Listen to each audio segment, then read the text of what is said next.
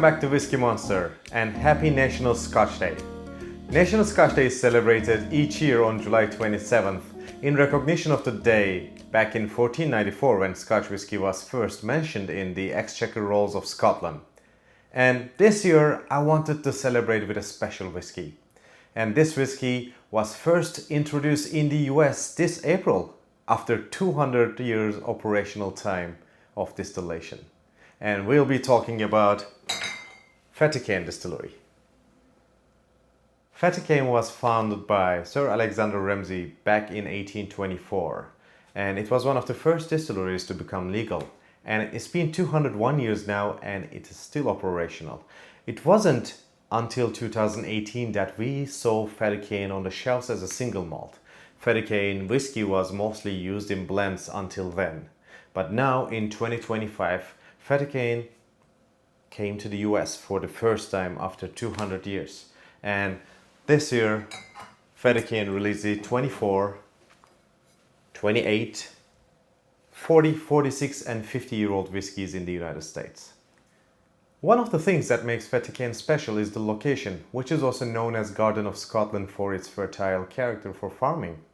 And back in 2022, alongside with Baird's Malt, Fettercairn 200 Club was established, which is a lifelong alliance between the brands and Scottish Highland farming community. Fettercairn 200 Club means that every single barley that will be used in the whisky making will be harvested from 50 miles radius of the distillery, supporting the local farmers. One of the most important things for Fettercairn is a program called the Scottish Oak Program that they started in 2015. The program was initiated to understand how they could utilize the native oak, the Scottish oak, in the Scotch whisky making. And the results could be actually observed in the Fettercairn 18-year-old, which was finished in Scottish oak. And in 2021, Fettercairn planted 13,000 saplings in the fields adjacent to the distillery. Well, we won't be that lucky to taste that whisky, but in a century or two, future generations might enjoy a single malt Scotch whisky, a Fettercairn whisky, aged fully in Scottish oak. Are you ready to go to distillery with me? Earlier this year in March, I had the chance to visit the Fettercairn Distillery during my visit in St Andrews. So we just rented a car, drove up to Fettercairn village in an hour and a half, passing these beautiful scenic roads. And as we approached the Fettercairn village, the excitement in the car got higher, and then we saw the white walls of the distillery. And at that moment, we knew that something beautiful was waiting for us.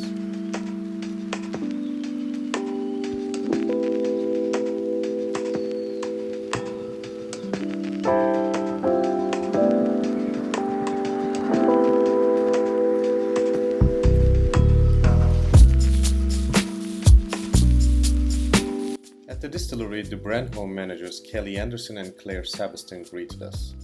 Kelly took us to the distillery tour, starting by showing us the main warehouses.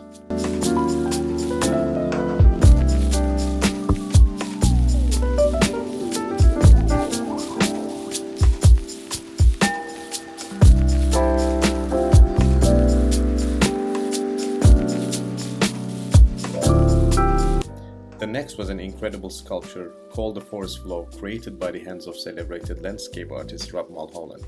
Forest Flow represents the distillery's vision for the future, with its acorn shape and oak leaves scattered around the edge, symbolizing the newly planted forest. Then, of course, the gorgeous view of the Garden of Scotland, the foothills of the Cairngorms. Unfortunately, it was a little bit foggy. We were there, but you can see how majestic it is. And then we go to the Washbacks, and Kelly explains everything way better. So, following the mashing process, we pump 25,000 litres of worts through into one of our washbacks. As it gets pumped through, we open a line and add in the liquid yeast, add 70 litres of liquid yeast, and then the yeast eats the sugar and turns the sugar into alcohol after 56 hours. So initially it will begin to multiply rapidly, it will begin to bubble quite vigorously, and then over time those bubbles will reduce in size until it sort of fizzes on top, and then the yeast has done its job. We get 8% ethanol content in there, we get carbon dioxide whilst the process is taking place, so the CO2 is vented off up the chimneys at the side there. Then we head to the still room, where a beautiful magic happens for Fettercairn single malt Scotch whisky. There are two sets of copper pot stills at the Fettercairn Distillery, but in the mid-1950s, under the management of Alexander Menzies, the whiskey makers at Fettercairn sought new ways to create a purer expression of their spirit. They discovered that pouring water down the still cooled the copper, increasing condensation inside so only the lightest vapors would rise for collection. They fashioned a copper tube around the top of the still to continually dose it with water, an ingenious and practical solution which remains unique in Scotch whisky making to this day. This invention plays a big role in the tropical house character of Fettercairn. Fettercairn has 14 dunnage warehouses on site, 13 used for maturation and number 3 used as the filling station. Currently, we are at the warehouse number 2 and it is incredibly cold inside. However, the feeling of angels taking their shares is just keeping us warm. Fettercairn predominantly ages the whiskey in American oak ex-bourbon barrels. The fluctuation of temperature is not really high and the thick walls and structure keeps a steady air circulation, so we see a slower maturation of the whiskey, Kelly says. Fettercairn is also home to some experimentation with Scottish oak as I mentioned before, but I also see a Japanese oak experiment in this warehouse, as well as Port, Margaux, Pedro Jimenez, Oloroso casks used for finishing. Let's taste Fettercairn 24.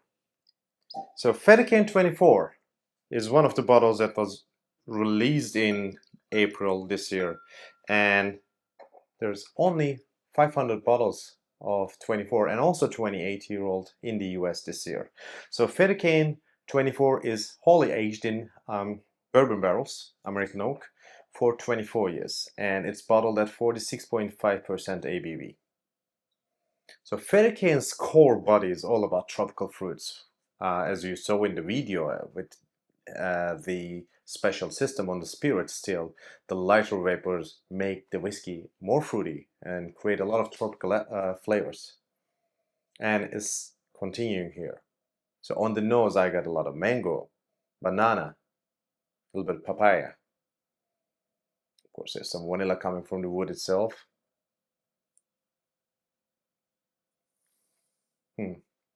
The palate is creamy, but at the same time it's quite punchy with the impact of a little bit higher ABV. On the back you feel a lot of wonderful oranges. I can say orange marmalade. There's still continuation of tropical fruits. I have a lot of apricot stone fruits coming in, and at the very end there's like a warm feeling of white peppers. And the creamy texture, a little bit milk chocolate blended in with some honey. It says really good whiskey, really bright, energetic, and at 24-year-old, incredibly tasty. I will leave it here for a second and move to our next whiskey. This is the second whiskey of the range this year. It's a 28-year-old, aged more 4 years in American oak, but this time bottled at 42% ABV, slightly lower than 24-year-old. Let's see what changed. Initially, the first thing you have on the nose is the same tropic character, but a little bit darker. Some guava. Again, some of papaya and pineapple coming here, but slowly darker nose, like sherry flavors are coming, like raisins, and some red fruits, which is interesting because there is no sherry oak during the maturation of this whiskey. The palate is lighter, which is understandable with the lower ABV, but actually it's very elegant, creating some beautiful texture on the tongue. And flavor wise, we have a lot of milk chocolate here.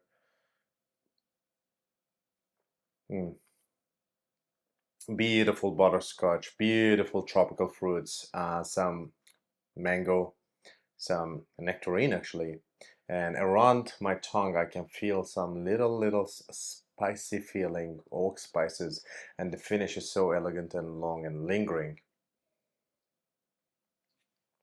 4 years makes such a difference. The 28, 24 years old is really, really, really fruit forward. Has that wonderful tropical fruit character in the core. And 28 is more, I will say, elegant, a little bit more dark. Like feels somehow sherried, but they are different characters, and it's really hard to choose one of them. But I would say that if you like a little bit brighter nose, 24 is your gem. If you like more sherried whiskies, as you could understand until this point, 28 is a really nice way to do this. While recording this video, I received a text message saying that Fettercairn 24 and 28 were selected as the Scotch Whisky Release of the Year by Beverage Testing Institute. So that's a beautiful coincidence while doing this. And I think brighter days are waiting for Fettercairn. And as far as I know, next year we'll be seeing the core range, which is 12, 16, 18, and 20 years old in the USA too. So we will see more Fettercairns coming up. And so far, it is an incredible whiskey. Some of the features that I haven't talked are what's on the bottle. So you can see the unique cooling ring here on the bottle, and the embossed lines are the water that's flowing on the spirit still. And on the logo, we have unicorn, the national animal of Scotland.